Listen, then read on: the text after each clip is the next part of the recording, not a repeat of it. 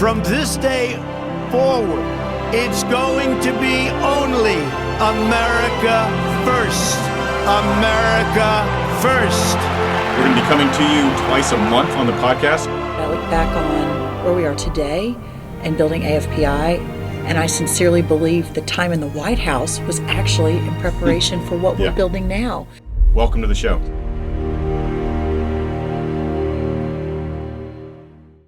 Well, welcome to the show. This is the America First Agenda. I'm Chad Wolf, the Executive Director of the America First Policy Institute, also the former Acting Secretary of the Department of Homeland Security under President Trump. Here at the America First Agenda, we're going behind the scenes with the 45th president's cabinet, staff, policymakers, and other leaders that are really working to build America where Americans come first. So this is our second episode. Our first episode had hundreds of thousands of views, and it's building every day, so we're really excited about this. We're coming to you twice a month. You can find us on agenda.americafirstpolicy.com or where you get your best podcast. We're here to talk to one of the most fascinating individuals, legendary individuals, I would say, that I know and that I got to work closely with in the White House, Mr. Larry Kudlow. Now, Larry doesn't need an introduction, although I will do that. He was director of the National Economic Council under President Trump, worked in President Reagan's administration, several stints on the White House, but probably is well known for his television personality.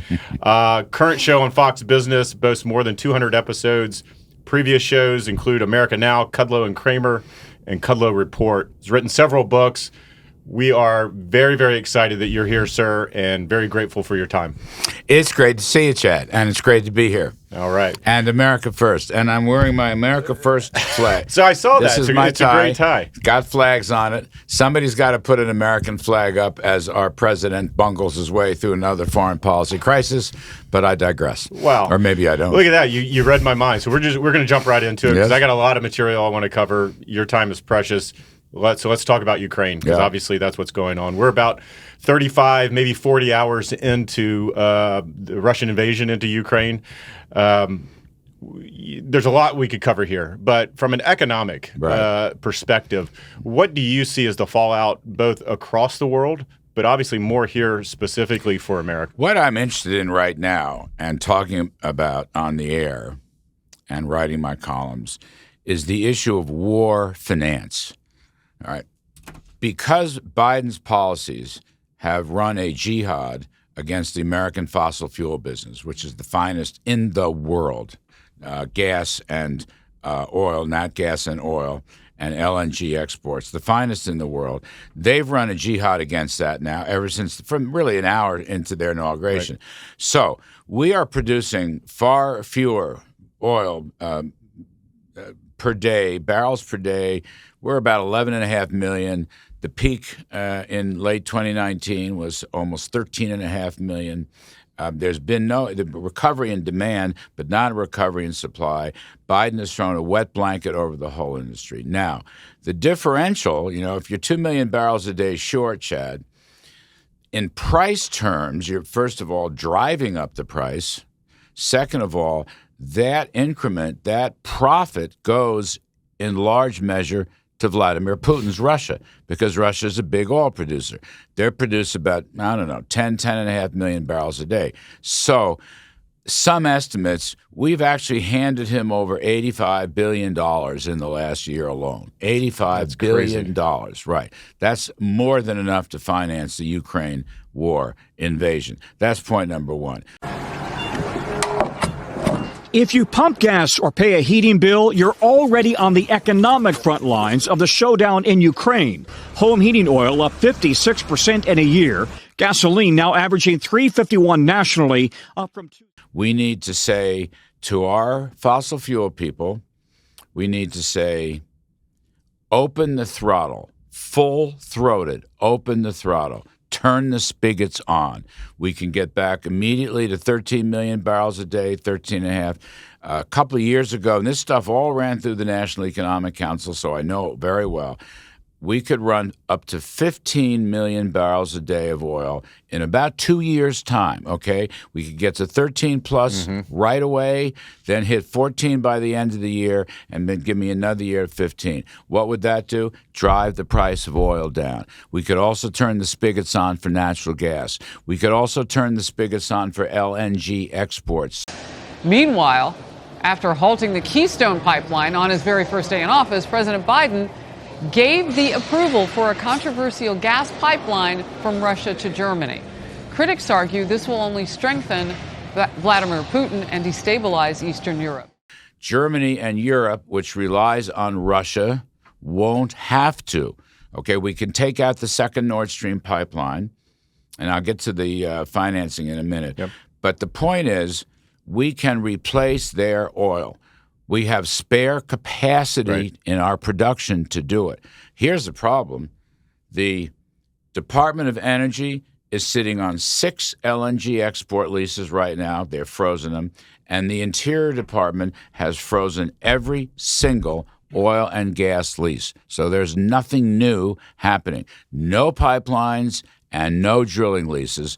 And they reneged on Alaska. So that's the first point I want to make. I would say Keystone Pipeline is obviously part of that decision that the president made. Absolutely. Right. And that sent a signal. Again, it's just sort of what I call the wet blanket effect over the whole industry. Right. So these companies, the large companies, yes, but also, the smaller entrepreneurial frackers, the Harold Hams of the world, a great Trump supporter, I might add, and dear friend of mine, they see the handwriting on the wall. So they're not going to make the investment that they need to make to expand their drilling and also to improve the technology, right? The fracking technology, which is fabulous. So we are giving this to Putin.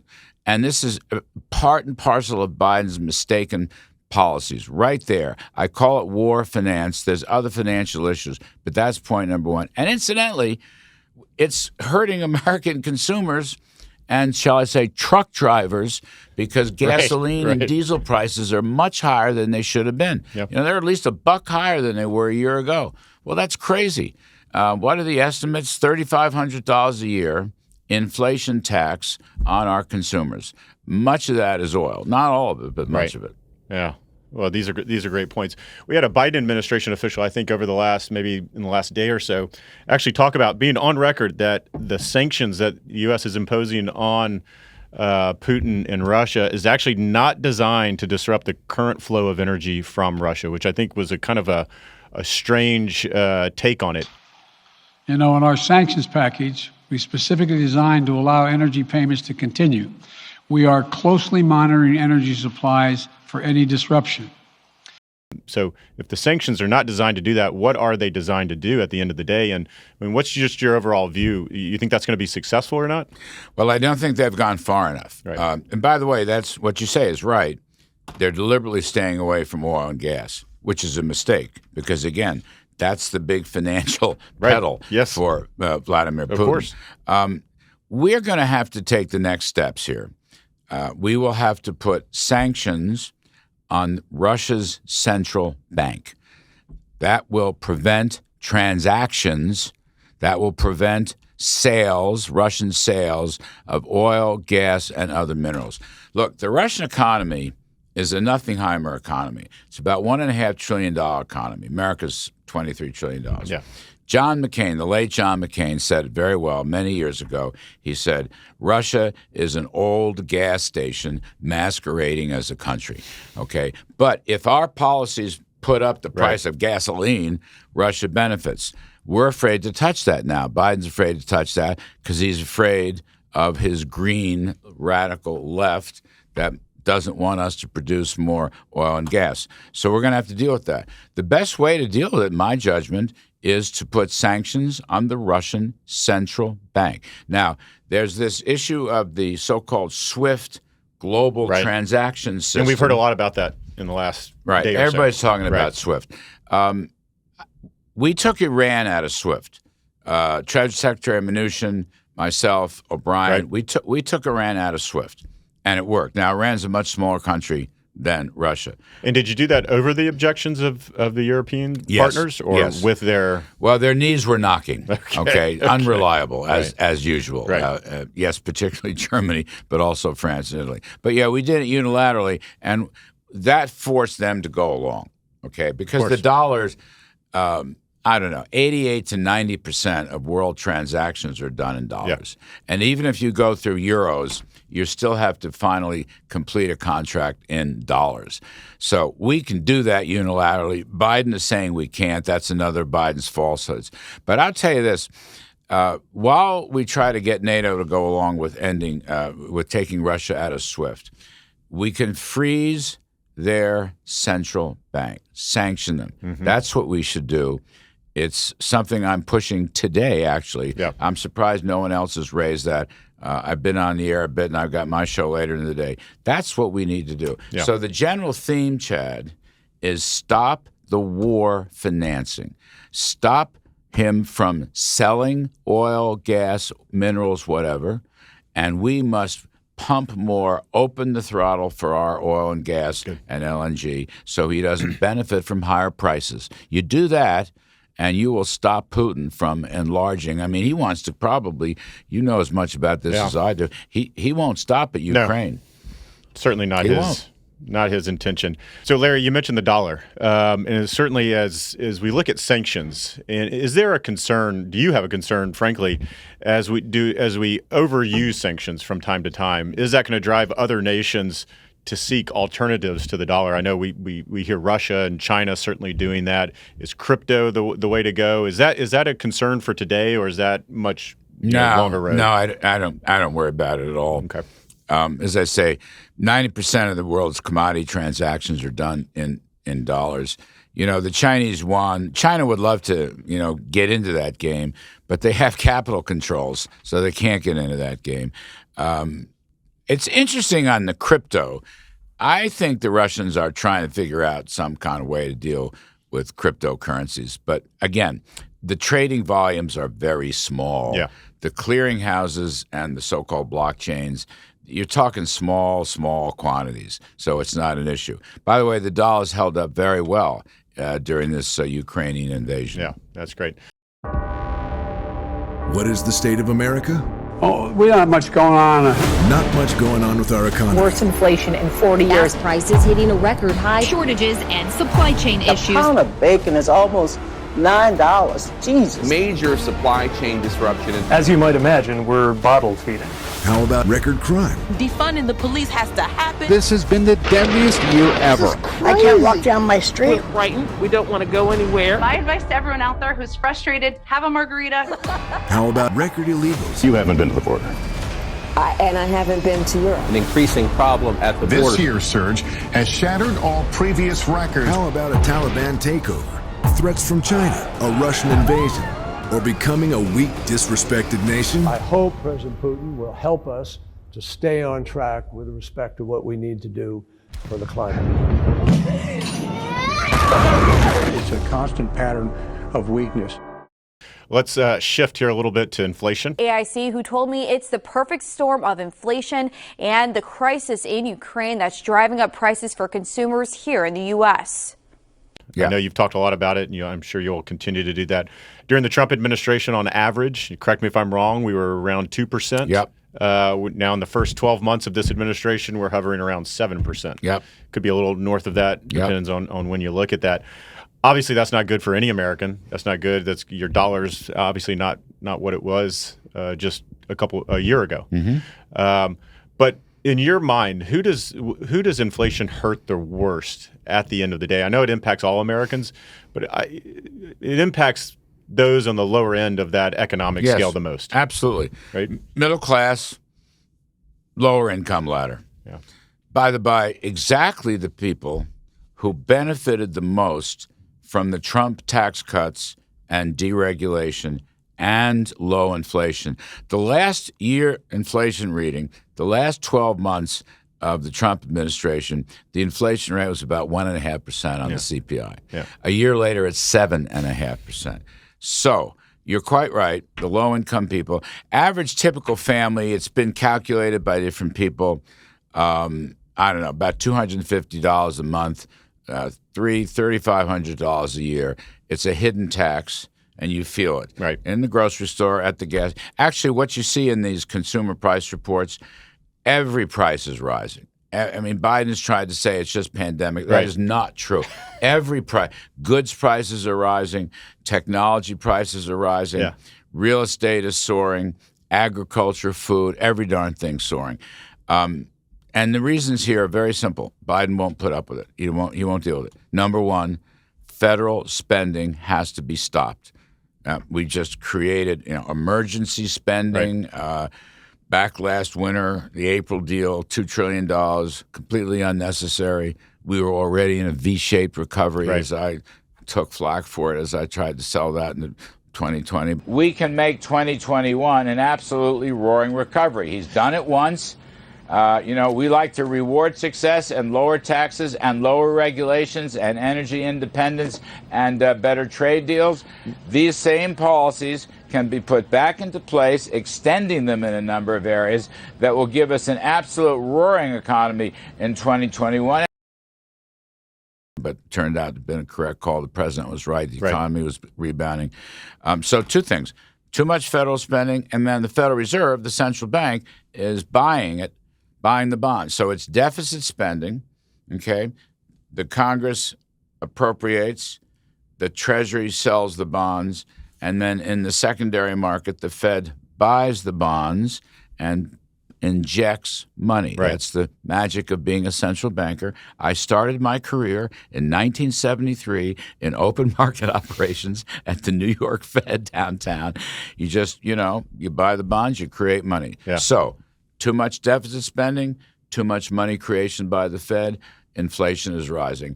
The administration is in complete denial about this. It's crazy. And so, I'm going to guess here that, the defeat of the Build Back Better legislation was actually very, very key to this, right? Because if you inject, again, that much more trillions of dollars at a time where you talk about inflation, it just would have made the situation that much worse. Yeah, we had a great success. Save America, kill the bill. Right.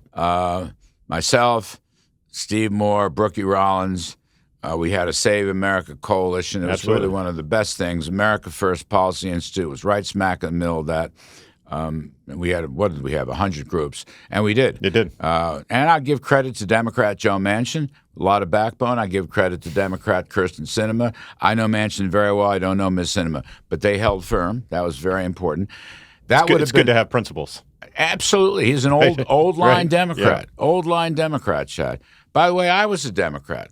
50 years ago, I was the two. We're going to get into that. The two presidents I worked for, Ronald Reagan and Donald Trump, were Democrats. I've often said the best Republicans are former Democrats. I know it's a reach. I know. A little bit of a reach. It's a reach. But the point is, that would have been a $5 trillion bill scored properly. You'd have run a 20% inflation rate. But the damage already done. With $6 trillion in relief spending, and the Fed's balance sheet is increased by almost the same amount, the money supply is still growing at 15%. That is going to cause inflation to continue throughout this year and well into next year. Yeah. And frankly, the Fed hasn't stopped pumping, so that's a problem. They're loading up nominees who are interested in woke social policies, slavery reparations, keeping bank credit away from fossil fuel companies. Crazy stuff. Not inflation. They're worried about climate change and woke social policies. So that's going to be very difficult. We will pay more attention to that, I think, at America First. Yeah. It's not over. We're certainly doing that. So as your dollar, if you're an everyday American, it's not paying, it's not getting what you traditionally had. So as the mask mandates, in some cases are coming down, and so you're actually able to resume your life. But now you don't have the money to actually enjoy what you've been missing out on for the past 2 years. I think that's what a lot of Americans are facing now. We've had a 7.5% inflation tax. And interestingly, import prices are up 11%, and wholesale producer prices are up 10%. So consumer prices, in my judgment, will continue to rise. We're going to hit 8, 9, or 10%. And it is a tax. Inflation is a tax. Yeah. The money in your pocketbooks is much less valuable. Yeah. So we've talked about inflation. We've talked a little bit about Ukraine. Obviously, the chaotic withdrawal of Afghanistan. We can talk about high crime rates in our cities. We can talk about the disaster that's on the border, the southern border. It seems like the country's on the wrong track. Yes. It seems like the policies that are being put forth by this administration are simply just the wrong policies. But in some cases, because I talk to a lot of different folks, they say, where do we start? How do we get this country back on the right track? It seems like we're going down a dead-end road everywhere. What are your views on that? What would you say is, okay, if the Biden administration was listening to me, Larry Kudlow, what are the 3 things I can tell them to say, guys, we got to turn this ship around and we need to turn it around now? Well, I kind of put you on the spot there a little bit. But. No, it's a good and fair question, and I've thought a lot about it. So I would say to them, the first thing they need to do is stop spending. That's correct. Because if you pause spending, so for example, a $350 billion bill allegedly to compete with China is nonsense. Okay, it's just corporate handouts, industrial policy, corporate welfare. Stop the spending. The appropriations bill, which has not gone through Congress yet, would increase spending by 16% in the next year, according to former OMB Director Russell Vought. Yep. I've seen those numbers. I think he's right. Stop the spending. That's key. And that takes the pressure off the Fed to stop printing money, which is the other side of that coin. That's point number 1. Point number 2, start enforcing our crime laws. All right? That's kind of important. Safety and security. Look, in this city, we have had tragedy after tragedy, but it's those 2 detectives who were killed. You had 25 city blocks parade of cops, the Great Blue Line, from all around the country. The Democrats blame cops, okay? Republicans and conservatives must support cops. We've got to get rid of these DAs. We got one here, Alvin Bragg. Yep. You got one out in Los Angeles, Gascon. I call him Garcon. All these George Soros-elected people who are soft on crime. They always side. There's no jail and no bail. That has to end. That has to end. Absolutely. And then we saw about 6 months ago, we saw a number of those folks try to say that conservatives were actually for defunding the police. Yeah, I never. And you kind of scratch your head and you're like, what are we talking about? Because obviously during our time in the administration, there was probably no one that was a bigger fan or an advocate for law enforcement than President Trump and everything that he tried to do for him. That's right. The other thing I'd go to is your area, and we have to close the border. All right. And you were a very good DHS secretary, and we had great results in the last couple of years of the administration. So we need to go, my view, we need to go back to catch and deport. Catch and deport. Yep. We need to actually enforcing the law. It's a crazy notion there, Larry. Enforce the law. I thought the Remain in Mexico thing was working. I would complete the wall, build the wall, and anything that goes along with it, 10 times more about it than I do. But I think, the drug trafficking, the sex trafficking, the criminalization, it's all across the country. They're flying people we have it up here. They're flying people in the dead of night to the Westchester airport. God knows where they're going after that.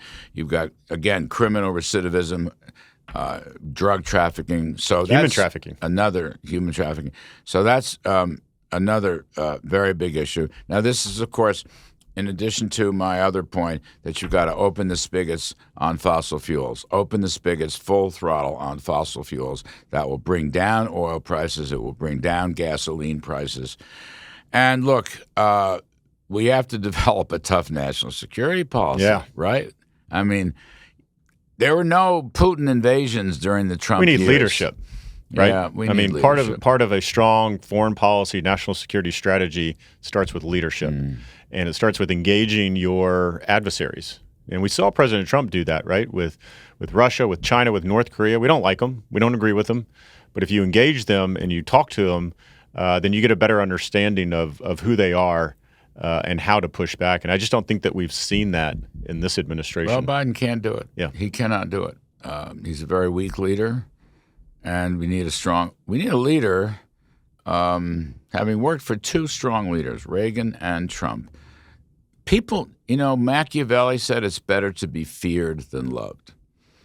Okay? Joe Biden goes to Europe early in his administration, wants everyone to love him, and they crushed him, stomped on him, walked away from him. People feared Donald Trump. That's exactly right. People feared Ronald Reagan. I like that. I like unpredictability. Having your chocolate cake dessert with the president of China while you're bombing airports in Syria. Yeah, okay, right. I loved that. Okay, I just loved. That's such a great story. When I was a kid, Reagan, who spent his whole life in communications in the media, used to do a Saturday morning radio show. And one day, this is in his first term, he just said, testing, in 15 seconds we'll bomb Moscow. Okay, that was a test, right? You think he knew the mic was on? I think he knew the mic was on. He said that deliberately. He provoked fear. All right? It's much better to be feared than loved. And that's what Joe Biden misses. But, Chad, the cavalry's on the way. Okay? The cavalry is on the way. I think that's right. And we're going to win big in November. The polls show every single Biden policy is plunging. Biden himself on honesty and character is plunging.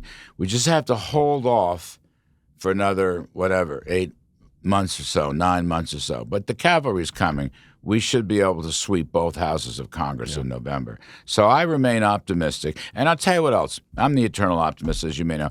The fact that the polls show rejection, reject the racism, reject the soft on crime, reject the attack on fossil fuels, reject the overspending and inflation, reject the open borders. The fact that every poll, liberal polls and conservative, show me that common sense is across almost every demographic as well. Yes. It's not just Republicans are obviously not high on the policies. It's every demographic, ones that have been historically big supporters of liberals and Democrats. Getting the suburban moms back, the Indies are coming back, the Latinos are coming hard. Actually, I think this time will come soon. We get a majority. African Americans are leaving Biden. We don't have that majority yet, but we're gaining on that because look, Trump's policies, the lowest unemployment rates for blacks and browns and Asians and women. The lowest unemployment rates under Trump's policies with no inflation. So people are sitting back and they're saying, wait a minute, we miss him. Right. We miss him. I say this all the time. It drives people crazy. I miss the calm, prosperous times of Donald Trump because look at this. The alternative is not anything that you want to see. Steve Miller, our great friend, Steve Miller was on the show one night and he said, about Biden, it's the greatest bait and switch in history. He ran as a moderate, and he's governed as a far-left radical. And people are revolting. There's a populist revolt against that, from the truck drivers to the parents and the boards of education. I love the populist revolts, like the Tea Party in 2009. So anyway. That's great. You worked in the Reagan administration. Yes. We won't go too deep into that, but you worked in the Trump administration. Both had similar "let's make America great again." Yes. What do you draw from that exactly? Is there a parallel there that you found? Obviously, you worked in both, so maybe you have a different and unique perspective than most. The personalities of the two presidents are different. Yeah. But the policies are almost identical, Chad. I say this to so many people. That's amazing. Look, Reagan cut taxes. Reagan, by the way, gave Paul Volcker the ground underneath him to get rid of the inflation. Mr. Trump didn't have an inflation problem. Reagan was a great deregulator. Reagan's the guy who decontrolled the price of oil and natural gas. Reagan decontrolled financials. Reagan decontrolled trucking. It's exactly what Donald Trump did. We must have ripped 75,000 pages out of the Federal Register during the Trump years. Things like NEPA and permitting. I can't tell you how hard that is to do. So I know, it's a great accomplishment. And by the by, the Bidens are trying to use that to overturn everything we did. Everything. So you had two tax cutters, you had two deregulators, you had two men who wanted to protect the reserve currency status of the U.S. dollar. You had two strong internationally who understood that strength at home leads to strength abroad. Right. Both understood that perfectly well.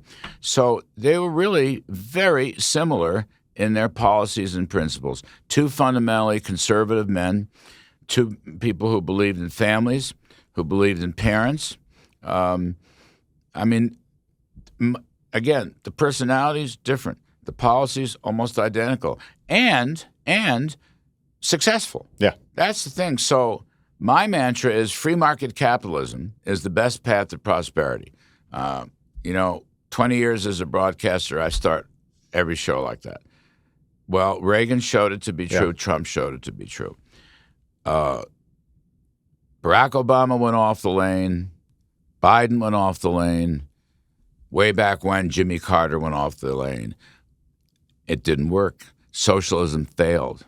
Newt Gingrich calls Biden big government socialism. Right. I happen to agree. Yeah. Our view was save America, kill the bill. Right. And we won that round. We need to go back essentially to free enterprise principles. Okay. When the economy grows, everybody benefits. Everybody benefits. And what we showed in the Trump years, which is the same thing, Reagan slashed taxes twice. Guess who benefited the most? The middle and lower income people. Okay? The well-to-do. I love rich people. I want the non-rich to be rich. Okay, Right. But comes a point where you adopt policies that affect the middle class. The middle class prospered under Reagan. The middle class prospered under Donald Trump, and the middle class right now is suffering under Joe Biden. Such a good point. We're running out of time here a little bit, but let's talk about America First Policy Institute. Yeah. Obviously, you're a board member there. You chair the Center for American Prosperity. Talk to us just really briefly, we're running out of time here, on why AFPI is so important in today's world. Well, when we hatched this thing back in the summer, fall of 2020, Brookie, myself, Linda McMahon, Jared was helpful, Kellyanne was helpful. The whole point here was to defend the Trump economic and foreign policy and other policies. Defend his successes because, not partisan politics, because we want to continue them in the future. Well, they're right for Americans. They're right for Americans. So we decided, keep the foundation, write about it, talk about it, and build on it. So we'll create a future agenda based on those principles. In my area of the economy, low taxes, low regulations, steady dollar, strong trade policies, and so forth. Keep them, build on them, get ready as the cavalry comes. Right. So we'll be able to put them back in place, not only in the Congress, if we win that in 2023, but also the next round in 2024 for the White House. That's what we're just trying to do. I kid my dear friend Mercy Schlapp. I said, Mercy, I want growthier. Right. And that became a word. And the Washington Post once printed it in an op-ed I wrote. Prosperity, growth, opportunity. The best welfare policy is a great job. And people want to work. Workfare is so important. All these things are interrelated. Build on the successes, and they go back. You're right. The lineal descent here is from Reagan. Build on Mr. Trump's successes and apply them even more broadly for the future. Right. I think that's the right path for the country. So we'll leave it there. Larry, thank you for you bet. coming here. Great fun. Yeah. It was fun. Appreciate it. We're on again every other week on Wednesdays, and so hopefully you'll join in. I just wanted to say how glad I am that you are on board. All right, it's great to have you. AFPI is a great group. We can't say enough about it, and great patriots there. And I have to say something about my pal Brookie Rollins. Of course, gotta say it. All right, she's a great lady. Yeah, she's great. So she was on the first episode. We went in depth on a lot of different issues. I think we surprised her on a couple. So. Thanks for coming in and spending some time with us. You bet.